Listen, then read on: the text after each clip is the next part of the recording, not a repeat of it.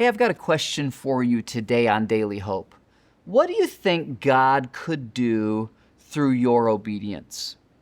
You know, there's a passage of Scripture that says, "Eye has not seen, ear has not heard, nor has it entered into the thoughts of any human what God has in store for those who love Him." Elsewhere, Scripture says that God desires to do exceedingly and abundantly beyond what we could ask or imagine.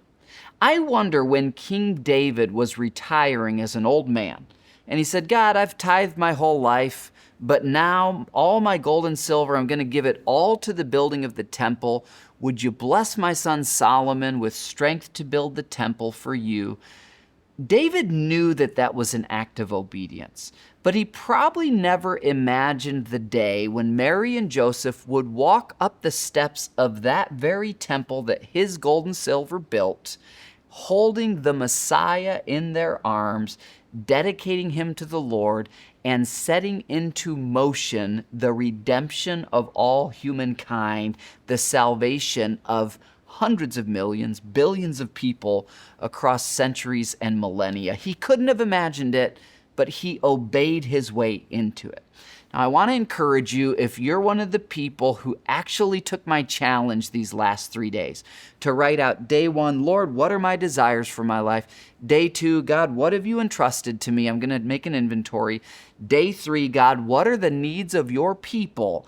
And how can I connect my inventory to the needs of your people?" Day 4 today, what I'm saying is, as God reveals to you, not just today, but throughout 2025, I want to connect this dot from your treasure to the needs of my people, from your talent to the needs of my people, from your influence to the needs of my people. Obey like David obeyed, and it will set into motion things that will outlive you, things that will span generations, things that will bring God glory for all of eternity, things that will affect nations. Well, in the Christmas story, we left off in Luke chapter 2, and we're right in that temple.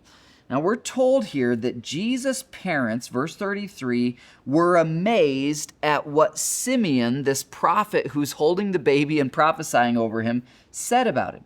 Then Simeon blessed them, and he said to Mary, the baby's mother, "This child is destined to cause many in Israel to fall, and many others to rise. He has been sent as a sign from God, but many will oppose him." And I want to just close with this idea for today, that where Jesus goes, there is spiritual opposition. We're going to see it throughout Jesus' life. There's going to be opposition. His cousin John the Baptist will get beheaded. Of course, he himself will end up being killed on a torture device in front of a whole metropolis who are shouting, "Crucify him." There will be opposition. As you take real inventory of your life and the needs of God's people, and you say, "God, I'm going to pray like Solomon. Give me the knowledge and wisdom to use what you've entrusted to me for the work of your people." Guess what? Satan's not going to like it, and he's going to try to distract you, discourage you any way that he can. But greater is he who's in you than he who's in the world. So push through like King David. Give what God's given to you to the work of God, the people of God, and join in that eternal legacy that overcomes the enemy, overcomes the opposition. Let's make that the kind of year we're going to live this year. I'll see you tomorrow for more Daily Hope.